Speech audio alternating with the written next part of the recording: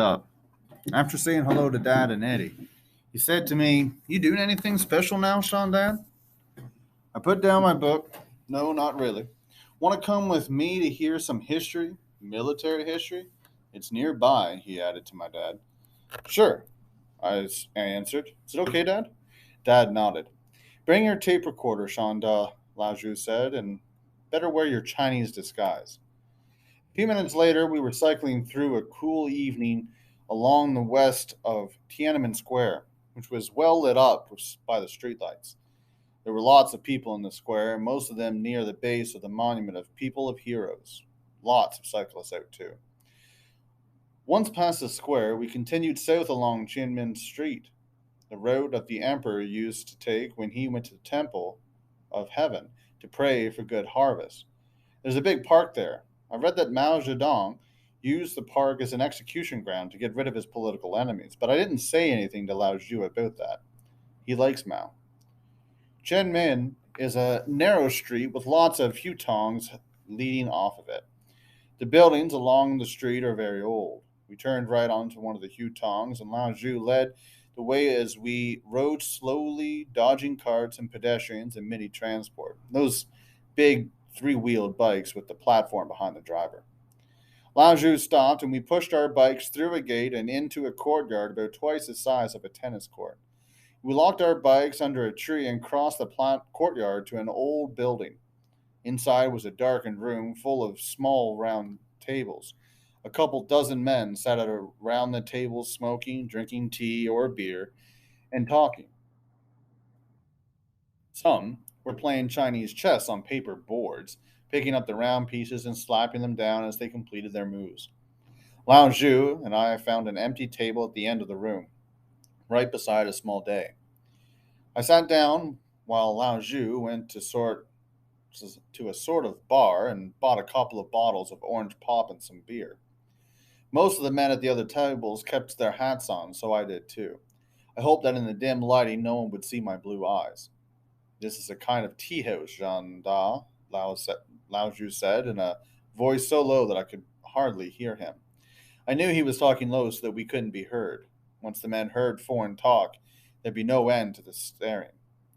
In old Beijing, Lao Zhu continued, it was the custom for a lot of people to come to the neighborhood tea house and sit with their friends and talk.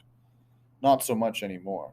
Since most people have radio and TV, in this place, they have storytellers, old men from the neighborhood who tell tales of Chinese classical literature.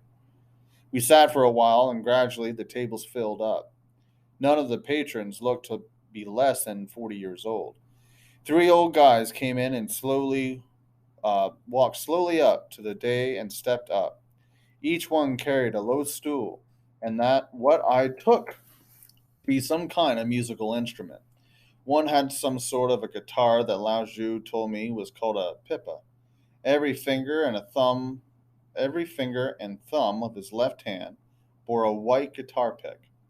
The second old man set up a little percussion set, gongs, small cymbals, and some wooden blocks.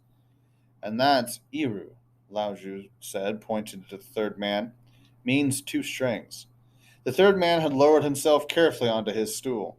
He held Iru straight up and down, with the round part about the size of a large pork and bean tin on his thigh and the long neck, like a guitar's. Sorry, folks. On his thigh and a long neck, like a guitar's, only much thinner, came up to his shoulder. In his right hand he held a bow, but his bowstrings went between the Iru strings and the frame. I heard some rumbling of voices near the door, and I turned to see a really old man hobble in. He was dressed in what looked like black pajamas, with stripes of cloth wrapped around his ankles to hold the cuffs tight, and a wider strip of cloth around his waist belt. He was totally bald, bent over, and as he walked, as if he was afraid his bones would break from the strain. He made it up to the little stage and sat down even more slowly and carefully than the Iru player. Someone put a tiny wooden table beside the old man. Another person with a little white teacup with a lid on it and set it down on the table. The storyteller sat quietly, a thin, gnarled hand on each knee, and closed his eyes. After a moment, he nodded once, and then the music, if you could call it that, started up. The pipa was some sort of normal, but the Eru sounded like a violin with a stomach flu, and the percussion went boing, boing, boing, tick tock, chunk. It was the strangest collection of noises I'd ever heard. The weird sounds coming from the instruments were nothing compared to what came out of the old man's thin mouth. You'd have sworn that he had put a clothespin on his nose and tried to imitate an angry little girl with tonsillitis. His high, reedy voice soared and dipped and quavered as he slowly moved one hand through the air while the other rested on his knee. He changed hands when his voice changed pitch. Tai Jai Dai Shi Fan Jubi He Ji Bi Fun, whines the old man, and from behind him came boing boing crash, tick tick tick tock tock. I didn't pay too much attention to the noises after the first few seconds because I was trying to follow Lao Zhu's quiet interpretation. The empire, long divided, must unite, his soft voice floated from across the table. Long united must divide. History teaches us this lesson. The story had begun. Day after day, week after week, the armies were encamped at the red cliffs of the mighty Yangtze River. On the north bank, the endless ranks of the ambitious Cao Cao, whose greed sought to swallow down the house of Han. On the south, Sun Quan, ally of the noble Liu Bei, kinsman of the Han, who opposed Cao Cao as his oath in the peach tree garden demanded. Between them, the wide, swift Yangtze River. Zhu Geiling was the advisor to Liu Bei, and he had come down from his retreat in a mountain monastery to help Liu Bei defeat Cao Cao. A resourceful Zhu Geiling had many enemies, among them one of Sun Quan's military advisors, Zhu Yu. Zhu Yu hated Zhu Geiling as much that so much that they decided to kill him. While the cymbals clashed dramatically, and his fingers of the pipa player and the Eru player raced up and down the strings, Lao Zhu took a long drink of beer. Zhao Zhu wanted to trick Zhu Geiling as he could cut off his head without criticism. And he thought long and hard for a plan, and finally he came up with an idea. He called Zhu Geiling to his quarters and welcomed him and gave him a feast. After they had eaten and drinking, Zhu Yu began to talk of war and the upcoming battle that would decide the fate of all. Zhu Yu, I highly esteem your valuable counsel, Zhu Geiling. Most of my experience in warfare has been on the land and in the mountains. What type of weapon do you think best for river fighting? Zhu Geiling, for naval warfare, the bow and arrow are best. Zhu Yu, ah, what a pity. I wanted to attack Cao Cao soon, but I do not have sufficient arrows to wage war with against superior numbers of Cao Cao. I am certain there is no one under heaven who could supply us with enough arrows in time. Zhao Yu waited in silence, certain the pride of Zhu Geiling would speak. Zhu Geiling, I think I may be able to help, General. Zhao Yu, I have the highest admiration for your august self, sir, and for your prowess in war. But the Feng Shui man has advised that we must do battle within 10 days, or we shall lose the war. I am certain that under no one under heaven could make a 10,000 arrows in 10 days. Zhu Geiling, I can supply you with 10,000 arrows, he smiled, took a sip of his rice wine, and spoke again. And I can do it in 3 days. Zhu Yu smiled inwardly at the rashness of Zhu Geiling. As he talked, he pretended to admire Zhu Geiling while casting doubt upon his promise.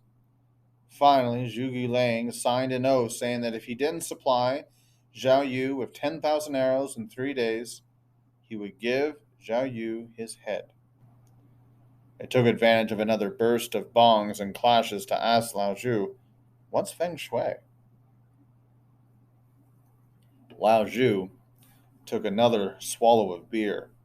Interpretation is thirsty work. No one in those days would make any major decision, none, without first consulting, what's the word? A sort of astrologer who would consult his charts and interpret signs and give you the luckiest date for what you were planning to do. He was called Feng Shu Shang Shang, Mr. Wind and Water. The ancient storyteller's right hand began to float in the air before his eyes as his ready voice began again. On the first day, Zhu Liang obtained 20 river ships, each with a crew of 30 men.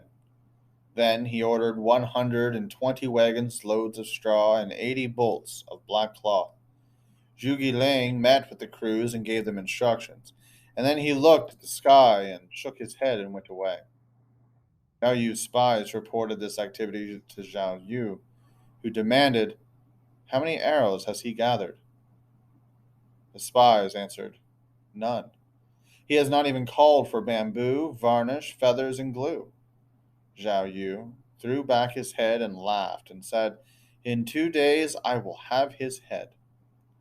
On the second day, Zhu Liang returned to his 20 ships. The crews were busy.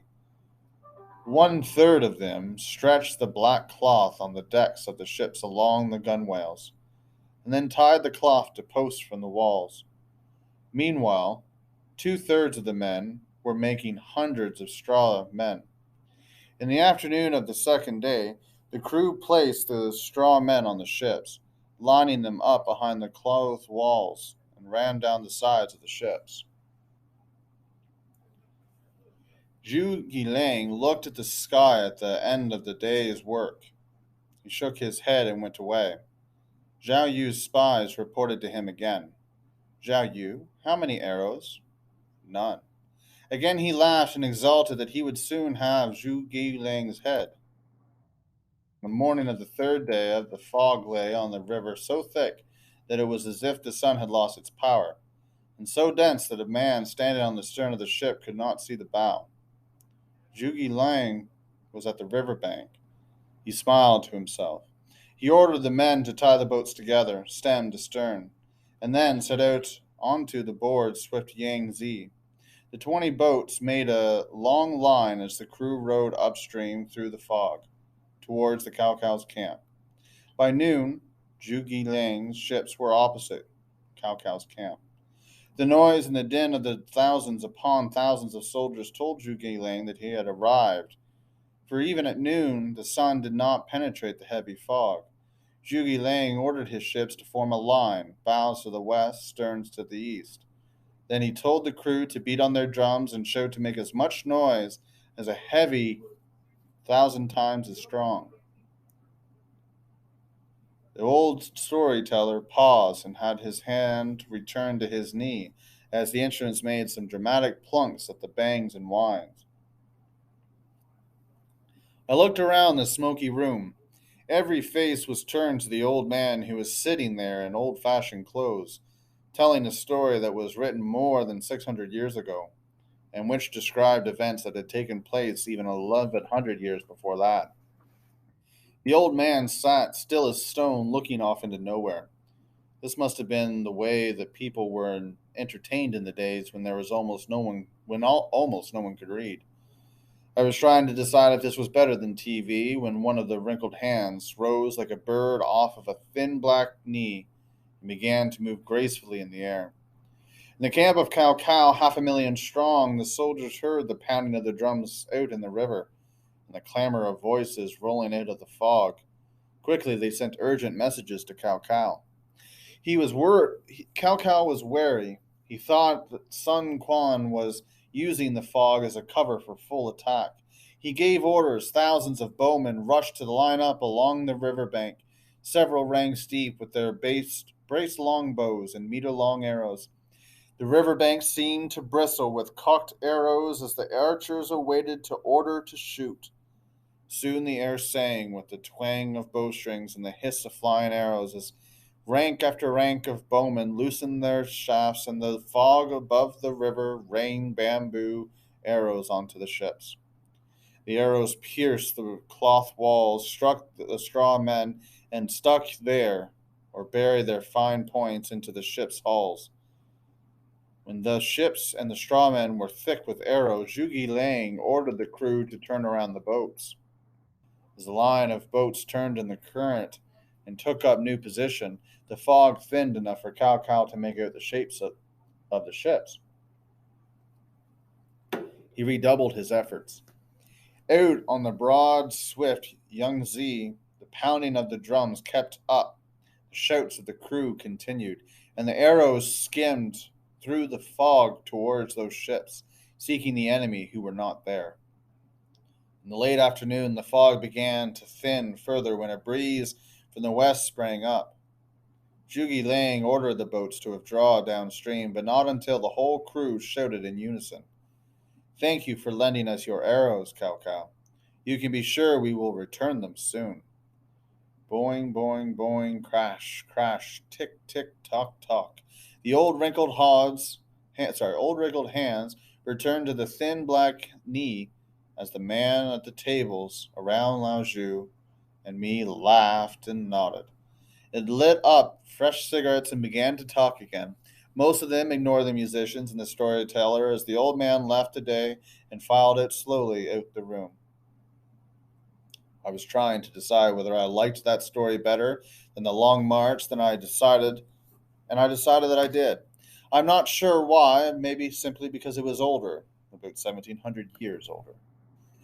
I think it was at the moment that I really understood the long Chinese history stretched back and how wars had been there. Shunji's The Art of War was written about 500 BC. The edition I had contained both Sun Ji's words and commentary by, guess who? Cao Cao. The enemy general at the story I just heard, Cao Cao, had written his comments about 750 years later. And there I was in an old tea house tonight, listening to it all. Lao Zhu cut in on my thought. That story gives us an expression that you will often hear in Chinese, Shanda. Cao Chun Zhizhen. Its literal meaning is straw boat borrows arrows. But the idea is that you can use your opponent's strengths against him. He sighed. In China, our greatest strength is the people. But so often in our history we fight among ourselves. When we rode home through the chilly evening, we passed Tiananmen Square. The flowers piled on and around the monument of the people's hero in memory of Hu Yao Bang were still there. So were the police.